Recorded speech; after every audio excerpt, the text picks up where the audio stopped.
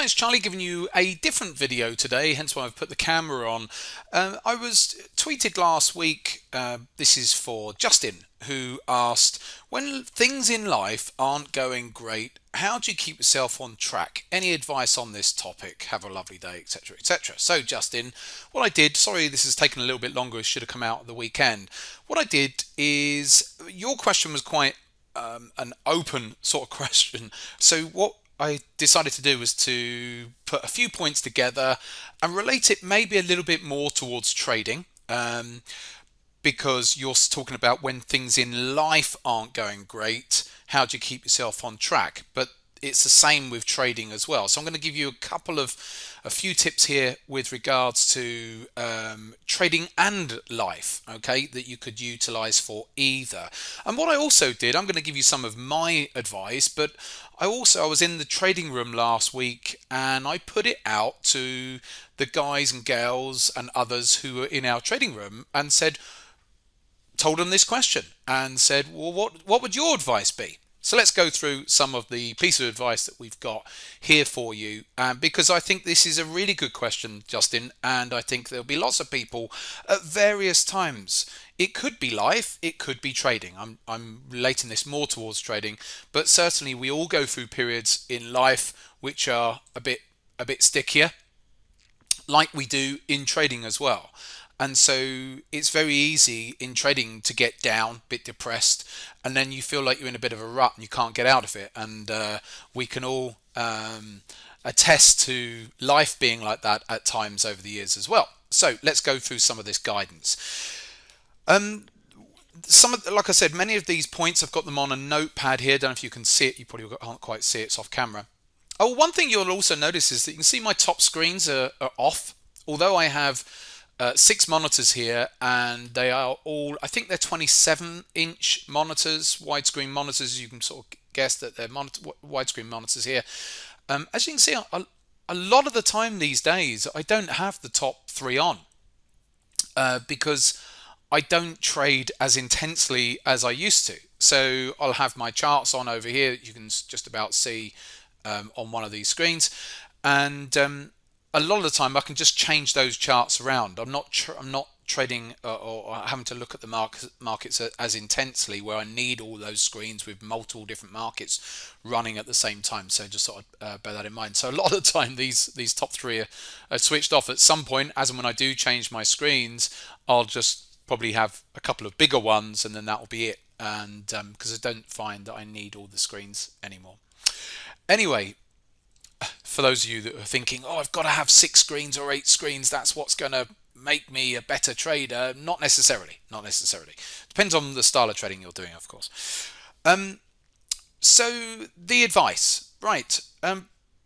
Seeking out a professional therapist was one of the pieces of advice, and that can be for both trading or for in life as well. Don't be afraid of seeking out a therapist, because actually just speaking to someone about the situation you might be in can help a lot, and they can give you cognitive exercises which can help improve your mindset as well. So it's not necessarily just about them just listening to what you say. If you see a behavioral therapist, then they will be able to work with you on creating positive outcomes from where you may be right now.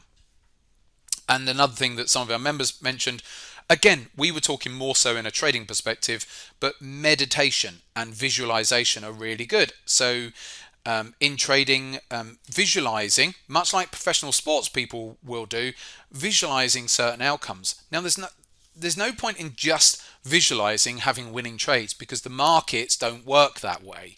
If anything, visualizing losing trades is a really good thing in trading, because if we if we visualize seeing that losing trade. So if, for example, for you a losing trade is £50 or euros, or £100 or euros, but if you've actually already visualized it, if it actually happens, and when it happens, because you're going to have losing trades, then you don't feel as uptight about the fact that it's happened, because you've already visualized it. Yeah. So, but what you can also do with visualization, which can help with trading, is visualizing the processes. We can't control the outcomes of every individual trade we're going to have. We cannot control that.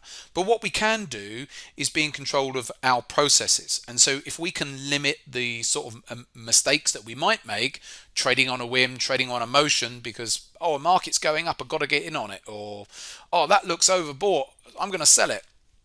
So that type, if we can eliminate all of that emotional responses to the markets, then that means that we're going to probably be trading with better discipline. So visualizing ourselves trading according to our plan is a really good thing. There's no point visualizing just having profitable trades, because all that's doing is setting ourselves up for failure, really, because as soon as we have a losing trade, we're thinking, oh no, but I haven't visualized this. I'm visualizing winning trades and I've lost. Oh no, I must be a failure, and that's just not the case. So that's how I would use visualization. But certainly behavioral therapists can really help as well with all of that side of things with regards to trading and of course in life. Again, these were some bullet points that we had. Exercise being one. We're not saying you need to be a gym bunny. I don't think that's what they meant here. But if you do some form of regular exercise, it makes you feel better. It can, and it certainly does, produce endorphins, which are going to make you feel so much better if you do some form of exercise. Even if that exercise is going for a long walk, whatever it might be for you, then exercise was something that was raised in the trading room. Food and sleep as well. So again, along those same lines, trying to change your diet. If you've got a bad diet, then that's not going to help you as well mentally, because your body's not getting the right sort of nutrients in, or you might have some right nutrients, but too much of the bad stuff, let's say like alcohol, and that will affect your mental capacities as well, because if you drink too regularly, then you're more likely to feel a bit depressed, and it's the alcohol doing that, and it's going to affect your sleep as well. Sleep is so important. I would recommend a book called Why We Sleep. I read that a few years ago. Fantastic book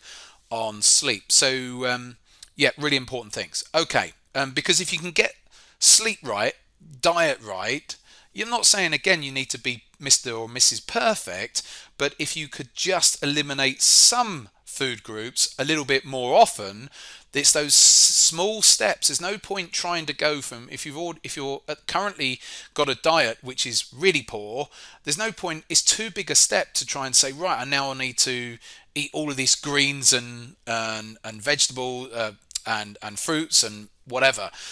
It's too big a step. So do it in small incremental steps. So if you have 4 McDonald's a week, the first step would be to try and get it down to 3 McDonald's a week, and then 2. If you just take it all out straight away, that's not going to work. It's the same with actually introducing exercise in. If you don't do any exercise, don't try and promise yourself you're going to do three workouts a week. Just start and just do maybe 1 workout a week, and then gradually you can then start to, as you get used to it, you'll start to say, hold on a second, I think I can do 2, and then that's how you work on these things. Okay. Positive self-talk. This was one of mine. I endorse this a lot. When you're talking to yourself, again, from a trading perspective, then a lot of chatter is really good. Positive external self-talk. So, for example, if I was in a trade and or let's say I missed a trade, done all the analysis, didn't quite get an entry, and then the market flew away from me. Now, you could very easily create a negative from a situation like that, but I will always look for a positive spin on any trading situation. So what I would do in that situation is say, well, at least my analysis was correct, and give myself a pat on the back, rather than feeling the emotions of frustration because you've missed out. Actually say, well done. Yeah, I didn't quite get my entry on that, but at least my analysis was right. And all of a sudden, you flipped it on its head, rather than you festering on the negative, and then all that happens with that is you then carry that over into your next trade, don't you? That frustration of missing out, because then you're thinking, I've got to find another trade. And then what's happening is you're probably going to come away from your trading plan again. So positive self-talk, you can do it in so many different situations within trading. Take a negative and turn it into a positive. For example, I'll give you one more negative situation. You're in a profitable trade, it hasn't got to your target, and then it rolls all the way over and then stops you out. Now, a lot of traders would say, oh God, why didn't I just bank it? Or why didn't I trail my stop up more?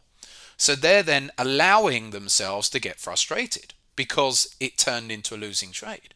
Whereas I would look at a situation like that and say, well, it never got to my profit target, so I did the right things. Yes, it's become a losing trade, but if I take 100 trades like that, I need to just let them do their thing and work their way towards that target. And I know that out of 100 trades, I only need a certain amount of them to do that, and overall I'm making money. So again, I'm putting a positive slant onto any one of these situations. This is another one of mine. Do a reset. So again, this is when someone's had maybe a poorer trading period, and during that period they may have made a lot of mistakes. So you've made a load of mistakes during that trading period, and as a result you've had a drawdown of X percentage. So let's say you've lost 10, 15, 20%, but within that there's been plenty of mistakes. When you actually go back over all of those trades, providing you log them all, then you can say, yeah, actually there was a fair few losing trades in there that should never have even happened because I was trading on emotions or whatever. Okay, so, and rather than thinking, okay, I've got to make that 20% back, rather than thinking like that, just do sorry, the dog's here, hold on. Sorry, dog was barking away there. I think there was a delivery. So, yeah, rather than thinking I've got to make back the 20% and then you're focusing on the wrong thing because you're focusing on the goal, actually think about drawing a line under that history, that 20% drawdown that you've had, and say, look, I made a load of mistakes during that period, so it's not a genuine drawdown in that respect. I've learned from it. It's been a good education for me. I'm now going to start this. Today is my new starting point. Forget that. Put those losses down to education, and I've learned a lot from that. Today, this is now my new balance, whatever your balance is at, and this is now day one. And think about it that way, because otherwise you're focused on the goal, on making back that money, and your focus is in the wrong place. You always have to keep focusing on the process, not on the end goal. You focus on the end goal, you're probably not going to be doing the processes right. So focus on the processes. Just eliminate that, shrug it off, put it down to education. Today is my new starting balance, and I'm going to see how I get on with this new starting balance. Another one that some of our members put in here is remind yourself that others don't necessarily have what you have. So this is coming back to more of a life thing, that sometimes we can feel that life's not going the way that we would like it to go. Just looking at the question again there, but maybe we should remind ourselves how lucky we actually are and the things that we do have. And so, because it might be that we have got great relationship with our family or our loved one, but we're not happy with our work life. We feel a bit depressed about that. So there's always going to be things that it's this positive self-talk, really. Look at the positives and take from that so that it can try and balance yourself out, rather than allowing ourselves to, I say allowing ourselves, but to get caught up in the negatives all of the time. And there's another line here from, actually I'm going to hold that for last. One other thing that I always recommend to people is, if things aren't going well for you, even if it's in life, is project yourself. And you actually, before you do that, if you look back at your past, no doubt there will have been periods in your past which have not been as good. There's whatever period it might have been. But you've now, where you are today, you've come through these things. Yeah. So you didn't die. You didn't, the world didn't collapse. The world's still here. And so sometimes the easiest thing you can do when things do really feel quite hard at this moment in time is to project yourself 5 years into the future, looking back at where you are today and saying everything's going to be okay, because we can see that from our whole of our past that things have sorted themselves out. When it was the worst thing in the world because we failed an exam and it felt like it was absolutely the worst thing that ever could happen, and now we're never going to get the job we want or whatever. But years go by, and and fun enough, we all seem to move on from those sorts of things. So project yourself forwards, looking back, and you could do that with trading as well. Because even in trading, when things, you might only be in the first couple of years of trading, and it feels really quite tough. And trading is tough. It's one of the toughest professions you can ever do, or the toughest things you can ever do because of the mindset side of things. But again, if you project yourself several years into the future, looking back at where you are today, you know you're going to have gained so much more experience into the future than what you have right now, and you will be a much more rounded trader in the future, looking back at where you are today. So all of those little tips and tricks that you can use. And there's one last thing that one of our members mentioned, which I thought was really quite good, and I think he was given this from a psychologist, and he said, in every mess there's a message. Find the message and move on. Hopefully that's given you a few different tips there, because the question was about life, but obviously this is a trading related, so I wanted to put as many different trading anecdotes in there as well. Hopefully you can take some of those messages and advice there, and I do hope that they work for you. Take care for now. I'll be back probably tomorrow or Wednesday for another trading video.